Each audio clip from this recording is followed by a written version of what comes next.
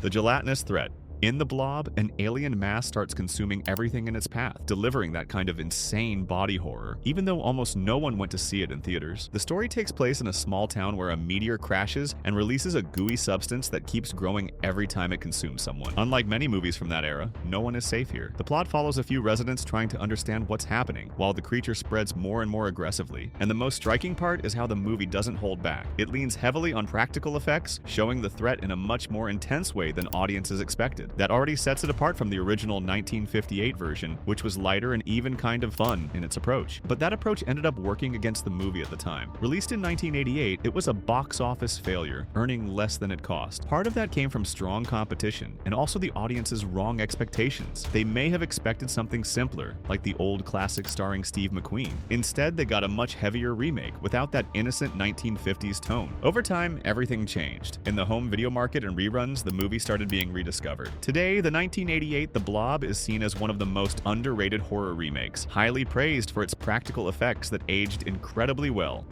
The Worm Invasion. A meteor falls in the middle of nowhere, and in Slither, that quickly turns into a bizarre infestation that transforms an entire town into a living nightmare. The story revolves around Grant, a wealthy man who comes into contact with an alien creature and starts acting strangely, like something is controlling his every move. Little by little, he stops being just a victim and becomes the starting point of an infection that spreads through the town, turning other people into part of a collective mind. The one who starts realizing that something isn't right is Sheriff Bill, who tries to figure out what's going on while everything spirals out of control. The situation gets even more tense because of Starla, Grant's wife, and as the story progresses, the movie blends horror with dark humor, fully embracing the absurd without hesitation, with disgusting scenes like this.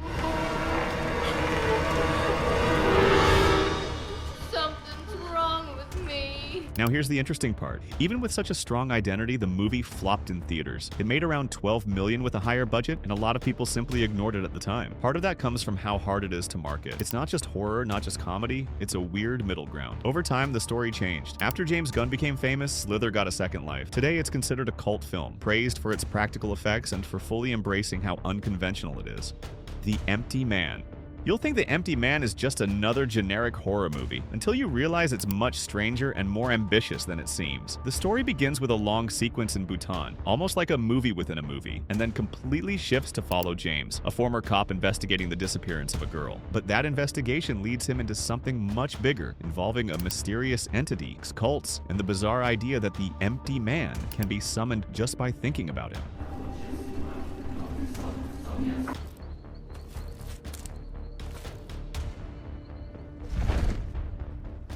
Yeah, no.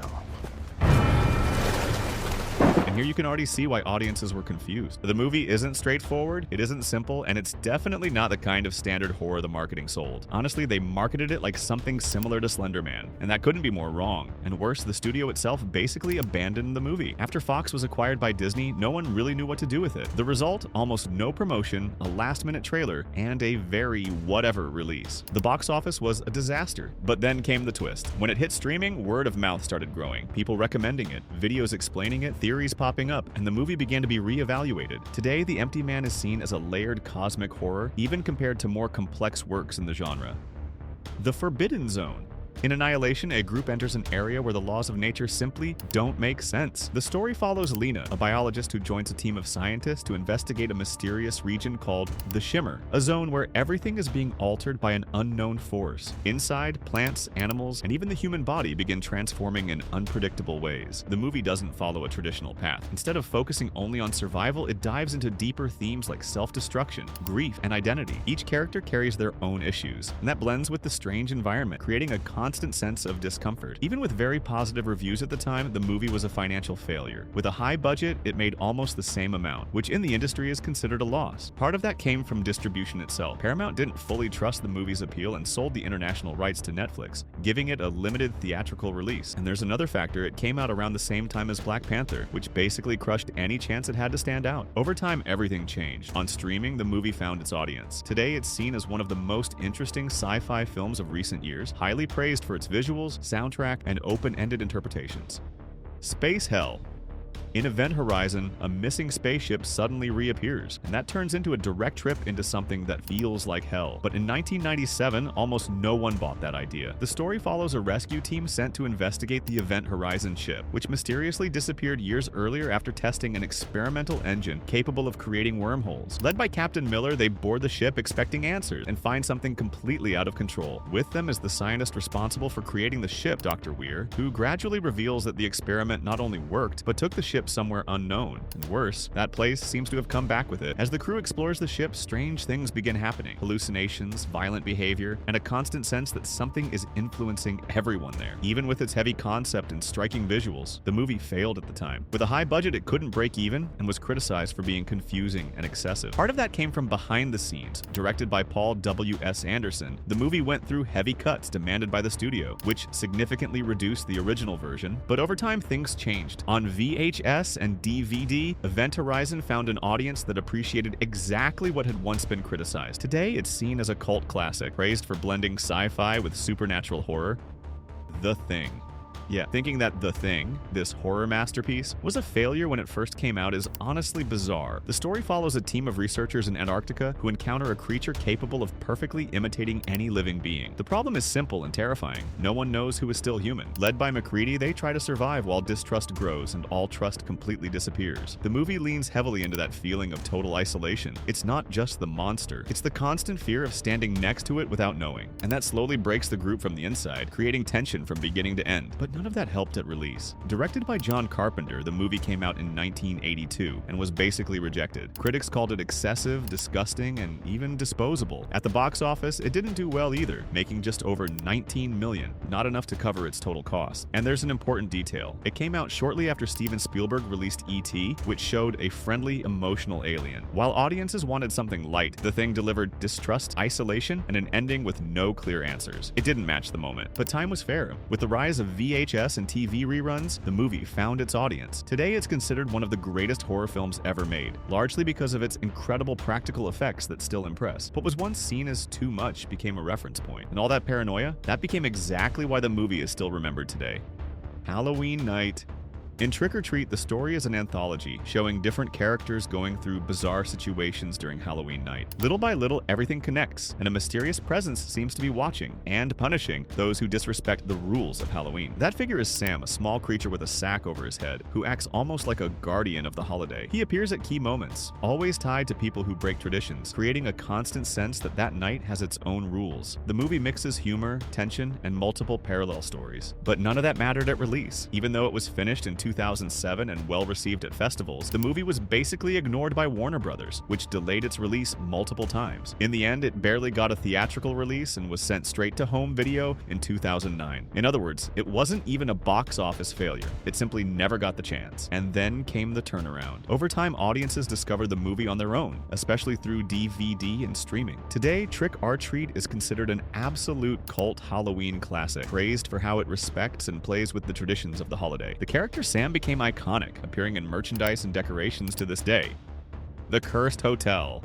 This one surprises a lot of people, but The Shining was a failure in the year it was released. The story follows Jack Torrance, a writer who takes a job as a caretaker at a hotel during the winter. He moves in with his wife Wendy and his son Danny, but the isolation and the strange presence of the place start affecting his mind more and more intensely. Directed by Stanley Kubrick, the movie relies much more on atmosphere than on direct scares. The empty hallways, the silence, and the constant feeling that something is wrong create a heavy mood that slowly builds. But in 1980, that didn't please many people. Critics thought the pacing was too slow, the acting was over the top, and the movie wasn't scary enough for the standards of the time. The situation got even more bizarre with its nominations at the Golden Raspberry Awards, which honor bad movies, where Kubrick was nominated for Worst Director and Shelley Duvall for Worst Actress. Seriously, can you believe that? And I'll blow your house in.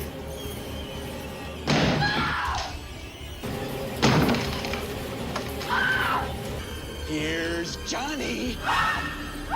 And to top it off, Stephen King, who created the original story, also heavily criticized the adaptation, saying the movie lost the essence of the book. Even though it made a decent amount of money, the initial impact was far below expectations. But over the years, everything changed. Kubrick's style started being seen as genius, and several scenes became cultural icons. Today, The Shining is considered one of the greatest horror movies of all time, studied, analyzed, and full of theories. A new generation of movie fans who always heard this film is a classic can't even imagine that back then it was completely rejected. The Grindhouse Project. 2 movies, fake trailers, and an entire experience designed to feel like a broken 70s theater. In Grindhouse, all of that seemed brilliant, but audiences just didn't buy it at the time. The project combines Planet Terror, directed by Robert Rodriguez, and Death Proof by Quentin Tarantino, forming a double feature full of excess and violence. In the first segment, we follow a town being devastated by an infection that turns people into deformed creatures, while survivors try to escape the chaos. In the second, the story focuses on a psychopathic stuntman who uses his car as a weapon, chasing women in intense and stylish sequences. In between all that, there are fake trailers that play with the world of B-movies, creating a very different experience from the usual format, and that's the problem. In 2007, it was too confusing for general audiences. With over 3 hours of runtime, Grindhouse wore out people who expected something more straightforward. A lot of people didn't even understand the idea of it being a tribute to the Grindhouse theaters of the 70s. Result? Box office failure even with good reviews. But over time, the project was reevaluated. On home video, where people could watch at their own pace, and with the 2 films released separately, audiences started appreciating the concept. Today, Grindhouse is seen as a bold and creative experiment that influenced a lot of things afterward. Some of the fake trailers even became real movies, which shows how much impact the idea had in the long run. Forgotten Vampires. You've probably never heard of Near Dark, but that's exactly the kind of movie that today is treated like hidden gold in horror. The story revolves around Caleb, a young man from a small town who gets involved with a mysterious girl named May, and realizes too late that she's part of a group of nomadic vampires. Unlike everything that was popular in the 80s, there's no glamour here, no pretty romance. These vampires live like road criminals, traveling through the desert, avoiding the sun, and surviving in the most brutal way possible. And that might be exactly what pushed audiences away at the time. The movie came out the same year as The Lost Boys, which was much more stylish, youthful, and easier to sell. Result? While one became a phenomenon, the other was practically ignored. To make things worse, the studio behind it went bankrupt shortly after release, killing any chance of promotion. Even with positive reviews, the box office was a disaster, but time was kind to Near Dark. Years later, audiences rediscovered the movie on VHS and DVD, and perception completely changed. Today, it's seen as one of the most original takes on vampires ever made, blending horror with Western elements in a way few films have managed to replicate. Real Nightmare. In Twin Peaks, Fire Walk with Me, the story of a girl in psychological collapse pushed almost everyone away when it was released. The movie works as a prequel to the series, following the final days of Laura Palmer, played by Cheryl Lee. Here, she stops being just a mystery and becomes the center of the story, showing a routine filled with fear, confusion, and a constant sense that something is wrong around her. Directed by David Lynch, the movie drops almost all of the show's quirky humor and dives straight into a much darker psychological horror. The story shows Laura dealing with forces she doesn't fully understand, while her life spirals out of control.